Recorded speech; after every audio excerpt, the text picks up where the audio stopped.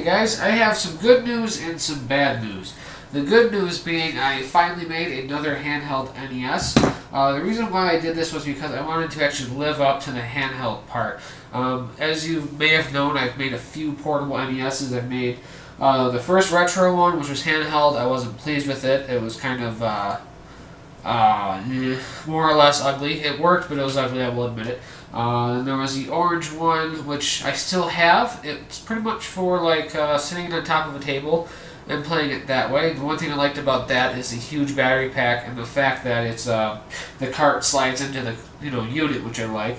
And then there was this little tiny clear one I made. I wasn't too thrilled with any of those because it didn't really live up to the handheld part.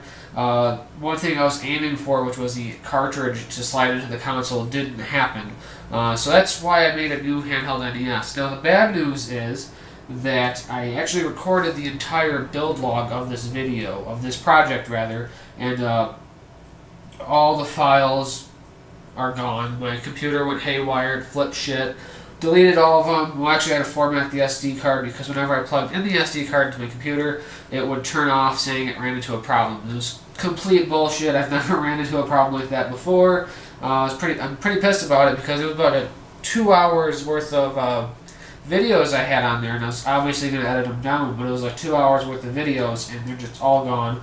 So the next best thing I can do is show you guys the final unit and tear it down and pretty much show you what I did on the insides and the outsides. So that's the second best thing I can do. I'm very upset about it.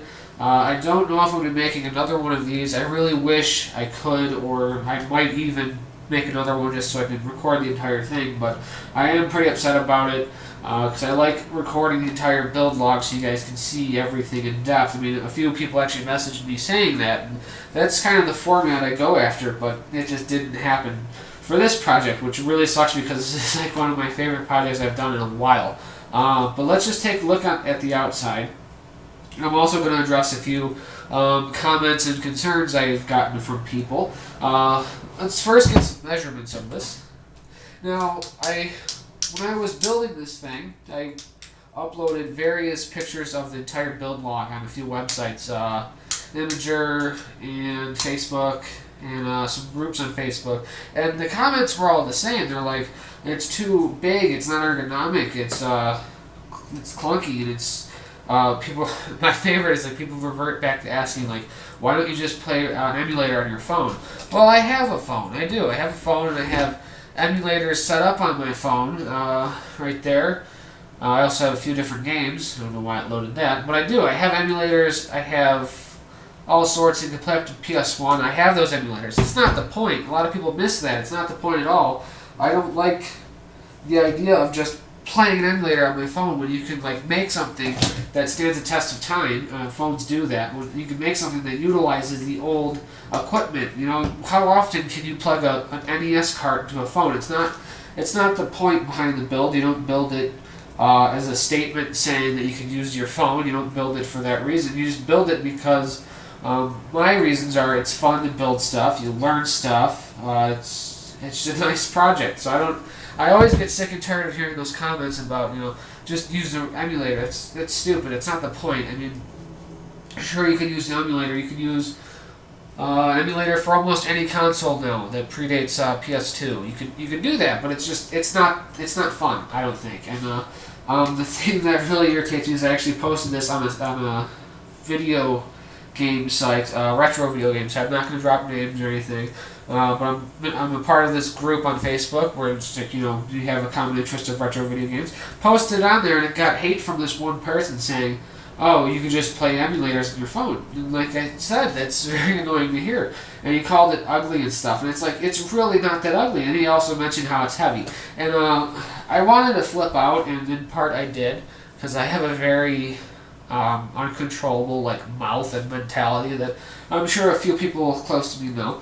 But I just want to address a few of those comments and hopefully stop them after they see this video, because it's very irritating to hear. I mean, I like the old NES carts. I like being able to play NES carts. I think it's unique. I think it's more unique than playing it on your phone. It's something I did and I like. And this person acted as if me building it says he should hold it and play it on top of it, which is not true. If you don't like it, simply don't look at it. I don't understand the obsession of having to voice our hatred so often on social media. It's very stupid. But anyways, I made it. I know I'm getting off topic with a rant. I won't bore you anymore with that. But anyways, I made the housing out of wood. One reason for that was I did like the idea of using wood. I had a sheet of plywood lying around. I was just messing around with it. I wasn't being serious, so I just did some crude cuts of plywood. I was like, okay, so the cart has to fit inside of it, so it has to be a little bit wider than the cart. It has to be as tall as the cart, the back piece can't, so you can have access to the cart. So I was like, okay, wood might be able to work. So I started cutting the wood, I filed it, sanded it, glued it together, and I had a nice wood piece that I used as like a prototype that turned out to be the end type. And I started going with this design because it was unique. It's like nostalgic looking, and it's not 3D printing, which is something I often don't really care for, is 3D printing. So the housing is made out of wood. The faceplate is made out of polycarbonate plexiglass, which is this stuff right here, a clear sheet of plexiglass. It is very strong. I cannot emphasize that enough. It is a huge pain in the ass to cut and sand. The one thing I don't really care about this whole project is how I had to do the controls. I had to cut out a little faceplate area for the controller because this plexiglass was so hard to cut. And the weirdest part is it's really strong but also very fragile if you start drilling, because I've actually had a piece crack on me and that ruined the whole thing. So I had to go with this route right here where the controller is pushed up against the back of this, and it still works really well. I have access to everything, my thumbs don't get stuck, I don't feel the plastic when I push the buttons. It works really well. The screen, however, is mounted behind the plexiglass with a little bit of hot glue. Since the plexiglass is clear, you can see the screen beautifully. I have to fix this screen protector though, because every time it gets pushed on, a little air bubble forms, so I have to keep popping it like that, as you'll see. But yeah, that turned out really well. The top of it right here is another piece of plexiglass. I didn't paint this one because I don't want to. I like being able to see into it. We have a DC tunnel plug right here for charging, and an on-off button right here. It's a switch, and with the DC plug, I made this gold charging cable with it, which is kind of cool. You charge it with a normal 5-volt USB supply. So yeah, it sucks that I had to. I could, show the process of this being built, but I know the next best thing. We're just going to take it apart. I'll show you the insides, and hopefully you guys can get enough understanding as to make your own. It really sucks I couldn't have saved those videos, but I tried. I did try. It was a huge pain in the ass. I spent about a couple hours on it, because the weirdest thing was that they could actually play if you play them with the normal Windows 8 media player. I don't know what the hell that is anymore. But if you open it up, they would play. You could fast forward and everything. But as soon as you tried transferring them or dropping them into your video editor, my computer would just go nuts, and it was awful. But now it works. I'm hoping it doesn't do the same to this file. So hopefully you're watching this. But before we take it apart, I obviously want to play it for you guys.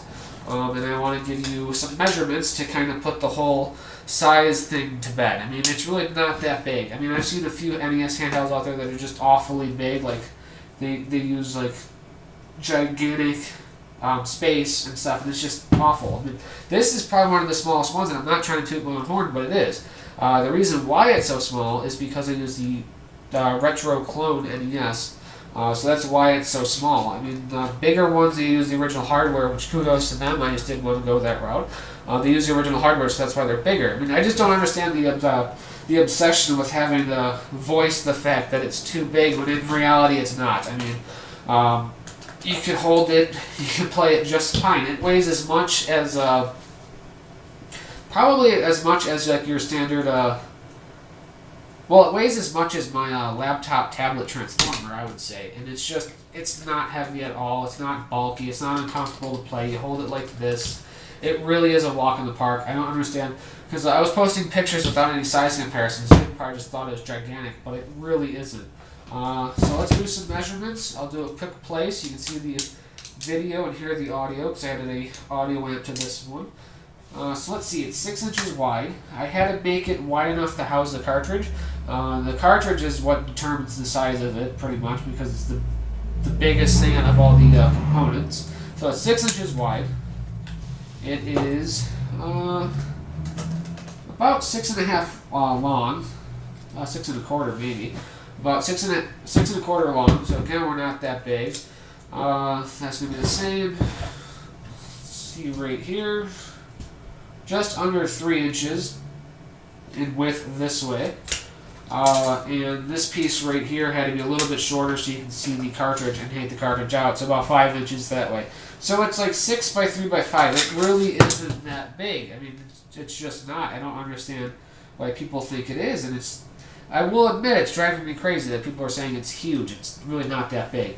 But I know I'm probably boring you guys with that, but it really irritated me because like over the past couple of weeks I've been building this thing, and all I've been getting is the same repetitive comments, and I couldn't really do anything about it because I just couldn't until this video. So hopefully, like I said, it puts it to bed. The polycarbonate faceplate is mounted with these 4 screws. Another comment I got was like, "Oh, the screws are going to interfere with their hands." They're not actually. They're countersunk and they're flush with the plastic. So hopefully that right there puts that to bed. Overall, it's a really nice project and turnout, I think. I don't understand the criticism where stuff just doesn't make sense. I mean, you can criticize the material you want. Some people have. They don't like the idea I used wood.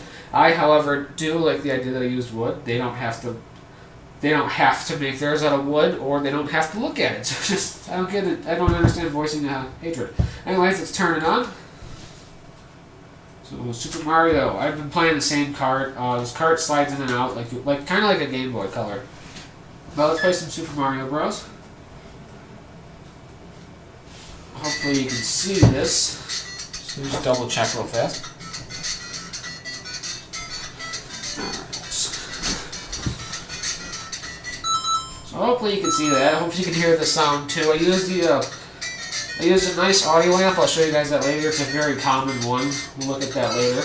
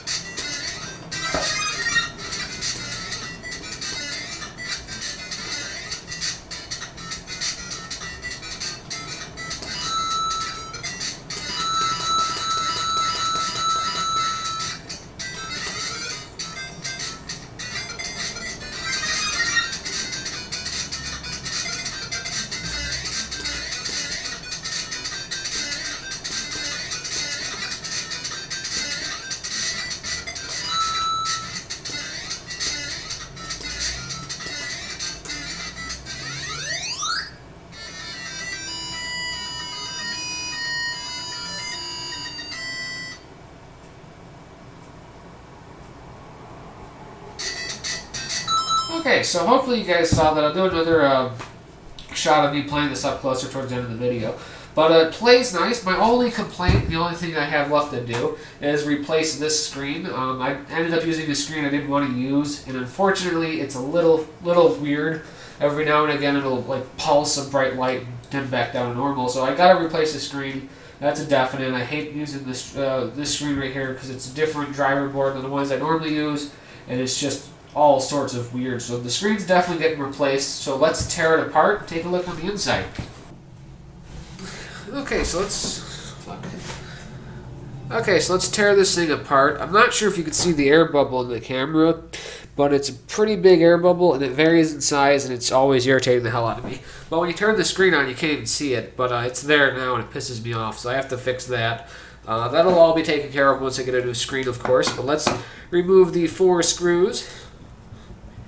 We'll do a reverse engineer, I guess, on this thing. I'll show you everything on the inside.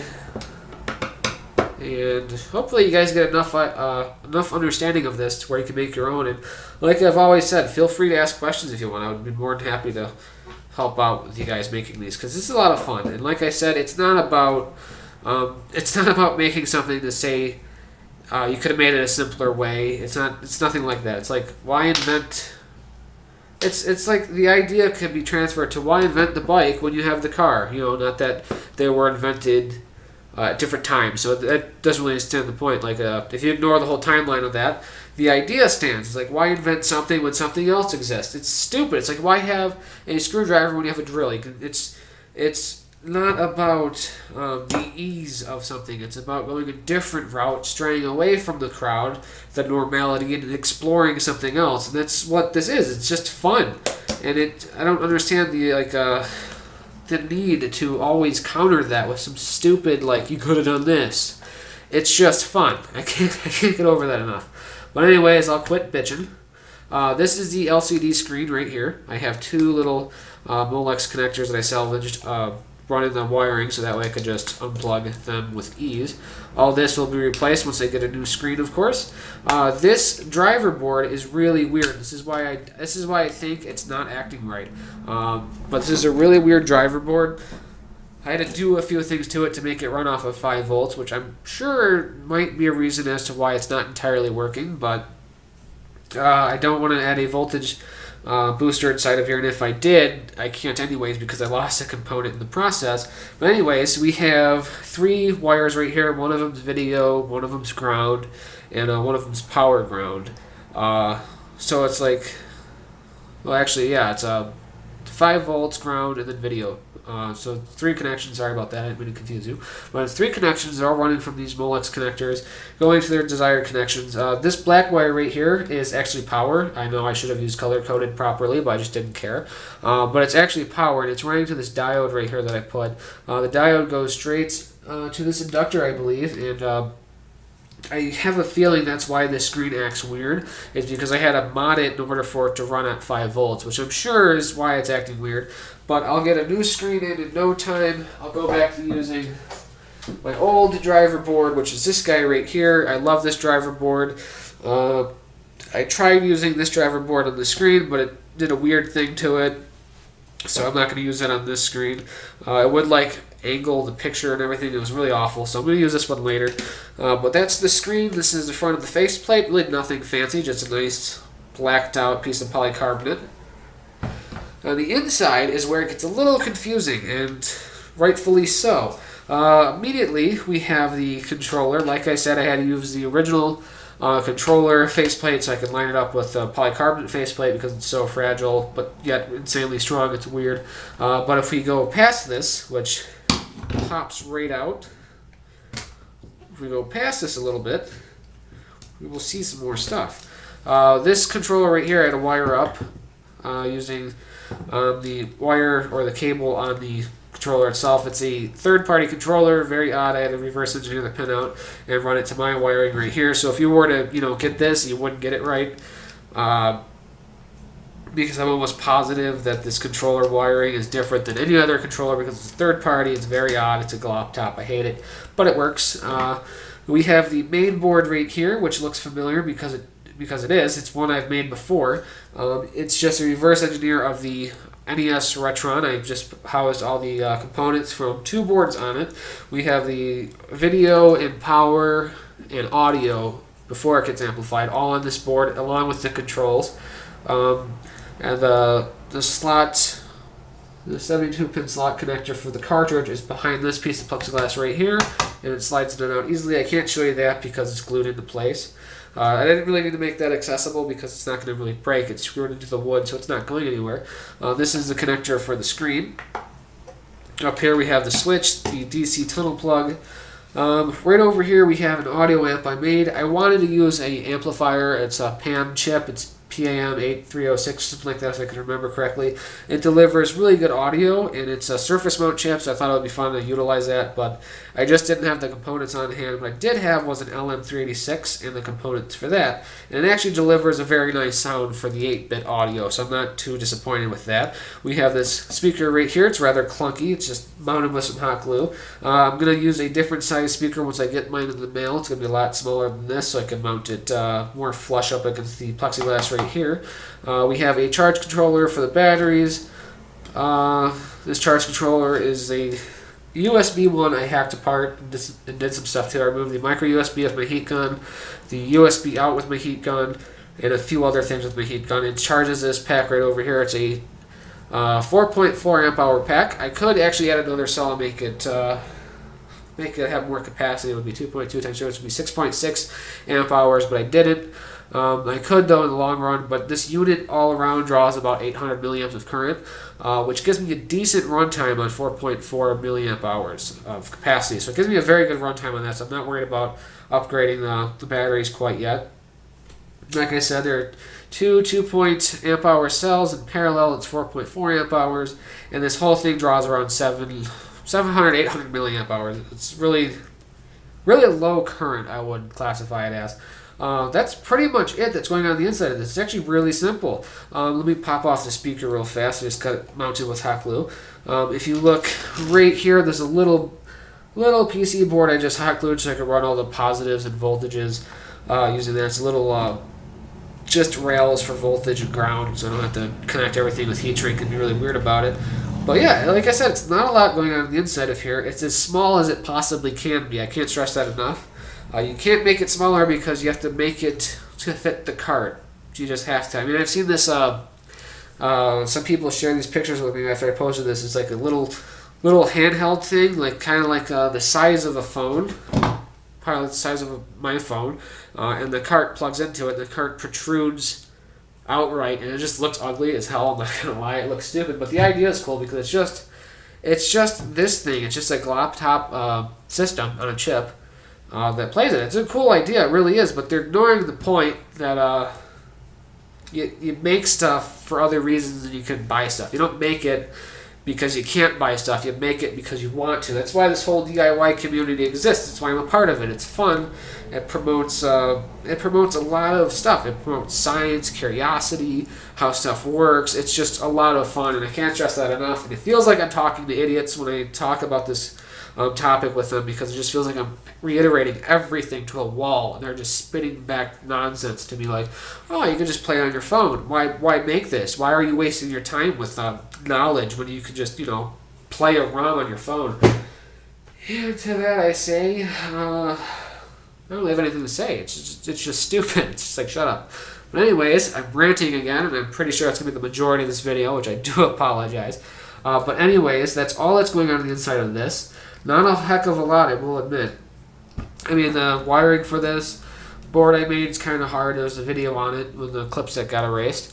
The LM386 audio amplifier is really easy. You can find an abundant supply of those LM386 schematics online almost everywhere. It's a beginner amplifier. I used it for a few things, but for the 8-bit audio, it's just really, really good. I wouldn't really use it for anything else. Personally, I don't really care for them, but it serves this project really well. Yeah, that's pretty much it. I mean, there's not a lot going on the inside of this. The hardest part about this whole project was making the AV board, power board, and then reverse engineering the original boards along with the controller pinout. That was the most time-consuming part, but it was fun to do. This guy should slide right back in place. I got a lot of hot glue still. I mean, I haven't really had enough time to clean this guy up. The faceplate's still kind of skanky looking, but yeah, I have some time to do that now. But this whole thing took a couple of weeks to build. I'm kind of disappointed to have all the footage just lost immediately after that. It's really depressing. But anyways, we're going to end this on a lighter note. I do actually plan on selling this. I don't know how or how much yet, but I do plan on selling it. I'm probably going to do an auction on eBay, maybe. I don't really know yet, but I might do an auction on eBay for it, start at about $30, and just let it go for 7 days to see how much I could make. So there's a chance to buy it if anyone is curious. Part of me wants to keep it, but everything I make, I keep. I don't really use unless it's something that, my Bluetooth boombox I made, which I didn't do a video on, or my PS3 controller adapted to a cell phone, which I didn't do a video on, but the premise behind that is you can plug your phone into a PS3 controller and play emulators and ROMs on it, which is crazy to think that I do both of these, because I know some of you are so one-track minded. I know I'm sounding really bitter, and I do apologize, but it got so tiring hearing those same comments over and over again when all of them just aren't true. I mean, mother has weak hands and all that. She actually held this and played Mario for a couple hours, so that just lays that to bed. And like I said, if you can't hold this, but yeah, you can hold like a tablet or something, there's just something wrong. There just has to be. I mean, like, you're lying, obviously. But I think a lot of people had nasty stuff to say because, probably because of, like, I don't want to say jealousy, but something lacking of their abilities. Because anyone could do this, and that's why I like making these videos, because it promotes the idea that you could do anything. It's really fun, and, like, sure, you can sit at home and play emulators on your phone, or you can, like, spend a couple hours expanding your mind and make something really cool. And that's what I like promoting, is that idea. Because every now and again, I get messages on Facebook and YouTube saying, first off, people compliment my work all the time, and I love that. I love having a fan base that appreciates my work. I love getting compliments. But every now and again, I'll get a compliment saying something like, I wish I could do what you do. And I take a lot of more or less not really offense, but hearing that kind of upsets me, because you can do what I can do. I mean, we all start out the same. Everything we were once good at, we sucked at. So there was a point in time where I was just really awful at electronics. I didn't know shit, not gonna lie. I mean, you're not born into something. I mean, this whole idea that you can be and that you're subjected to just one path in life is stupid, and you got to just nip that in the bud. I mean, anyone could do this. You could do it better than I can. I could do it better than someone else can, but anyone can do this. And that is just something I love promoting, is like the idea that you can step outside the box of normality and just make something unique. Anyone can do it. So when I hear that, like, someone's like, oh, I wish I could do what you do, but I'm just too stupid. Some people have said that. I'm not going to lie. Some people actually have said that. I take it a little personal, because I like comparing stuff like that. Like, if you look at Bill Gates and you compare it to someone else, they're pretty much the same. Just some have different realizations and abilities that anyone truly can achieve, and that's just the idea behind it. It's like, you can seriously do anything. You don't have to just sit at home and watch the world go by you. And it sounds cliche, but when you hear stuff like that, it just really sets off a rant mode, part of which you're experiencing right now. But I won't keep you bothered with that. We're actually going to do another play of this, so you guys can get a better view of it. So I'm going to set the camera up for that. Okay, so it's a bit dark. I did this setting on my camera so the screen doesn't really come at you guys, because it is really bright and sometimes offsets my camera. But I got another cart here, Platoon, a good game I grew up playing. And now I'm going to plug it into the system. See, look, I'll show you this, guys, real fast. The cart comes right out. You have an empty space. You can see all the components, which some probably don't like, but I really appreciate seeing all that stuff because I just love it. It's part of, I guess, who I am. I just like seeing the insides of stuff. But now we're going to plug in Platoon. Hopefully this game works. I haven't played it in a long ass time. It'd be nice if it played first try. There we go. But Platoon played first try. That's kind of weird. Usually it doesn't. Press fired. Yeah, you can see that quite well.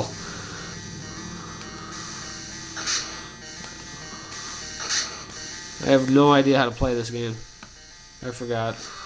There we go. I can just stop getting killed.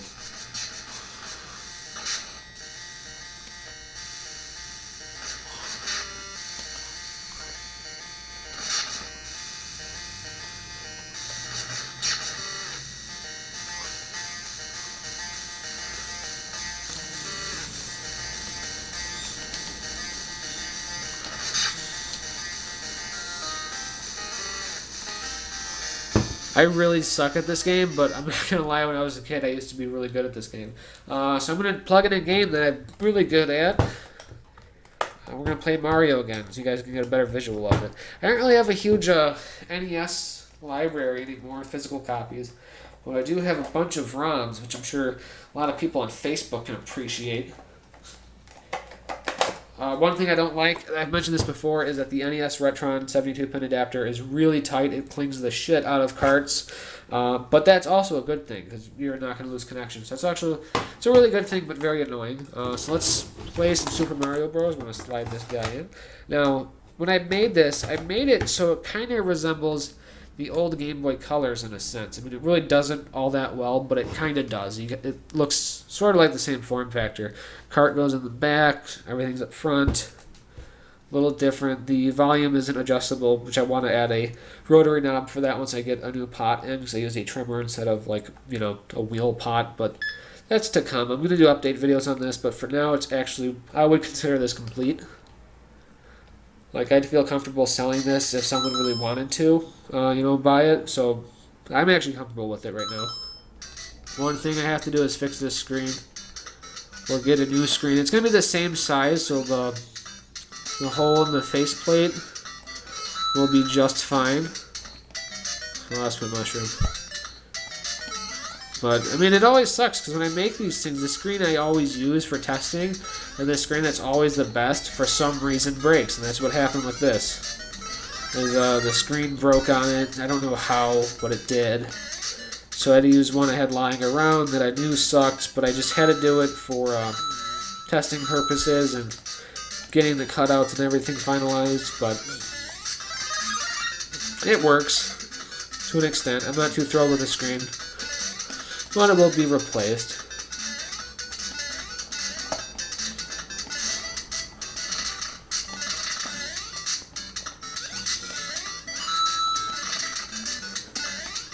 But it looks pretty good, though. I mean, it's a little blurry on the camera for some reason. It probably might be too close. A little bit better. And, fucked up there. But yeah, it works really well. I'm going to do something right now that's going to probably prove a bunch of you naysayers wrong. I'm going to lift up my tripod a bit, or extend the height, rather. And now, a lot of people on Facebook think this is hard. I'm going to hold it freehand and play it.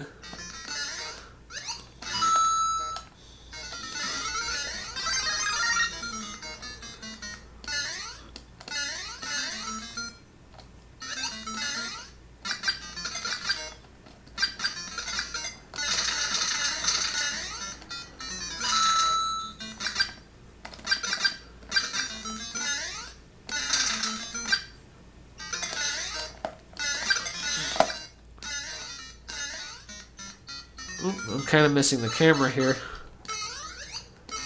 And I died. But anyways, you guys see that it works. I'm about to kill myself right now in Mario. Again, I do apologize that I lost all the clips for this. I'm very disappointed about it. I really wish I could have done a full-length video on how to make this, because it was the original plan. But I do have a few projects coming up in the future. One of which is going to explain how relays and transistors work using a project that I came up with. Another one is I'm actually going to be turning that PlayStation 2 sitting on top of the TV into a laptop, so I can play a few games of PS2 in a laptop format. I'm probably going to sell that as well, because I don't play it as is.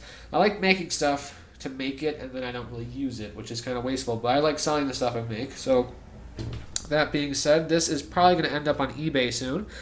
So follow my Facebook. I'll send the link in the description. It's Electric Creations. It's ran by a few people, but it's kind of dead. Not a lot of feedback or anything. But I do post some stuff on there. I post information about these projects all the time, but not a lot of fan interaction on there as much as there is on YouTube. But follow that if you want updates on how to buy this when it comes time. I'm probably going to auction it off on eBay starting at about $30 and working its way up there. I auctioned something on eBay. It started at like 99 cents, and I hate that format. I can't stand it. So I like starting at a profit I'm okay with, so there's no possibility of losing it for cheaper. So for $30 I'm okay with. It'll probably grow. Hopefully I'd like to make probably around $80 off of this thing. So if anyone wants to buy it for $80, just message me and we'll go from there. But if not, I'm probably going to stick with the format on auction so a lot of people get a chance, because there has been people.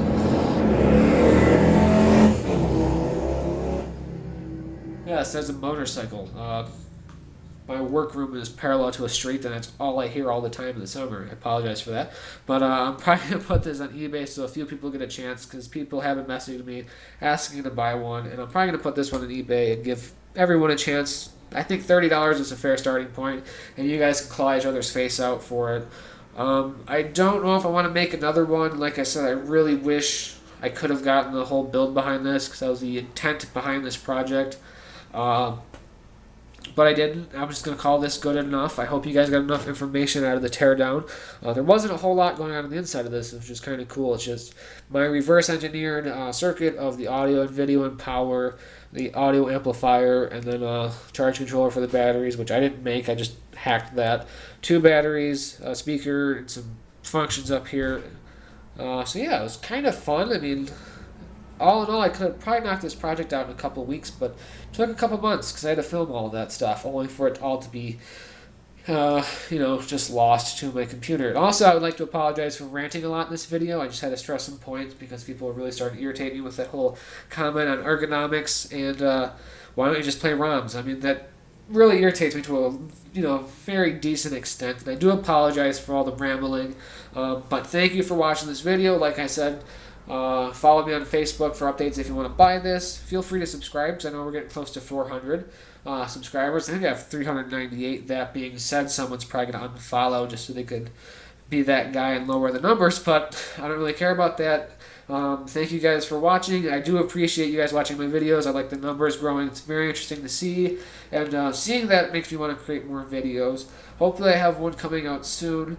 I'm going to be, like I said, I want to make a video about relays and transistors and applying that to something that's a bit above the introduction to how relays and transistors work, so you guys can get a application of it working instead of just an explanation. So follow for that if you want. It's going to be a very interesting project that's definitely happening within the next couple of weeks. Probably actually going to start filming it after I close this video out. I'm not entirely sure. But thank you for watching. Feel free to subscribe and definitely follow my Facebook for information on this guy, because once I get the screen replaced, it is going on eBay, more than likely. As much as I want to keep it, I probably won't because someone else will probably get a lot of use out of it. Some glamour shots of it. Nice angle one. But yeah, thank you for watching.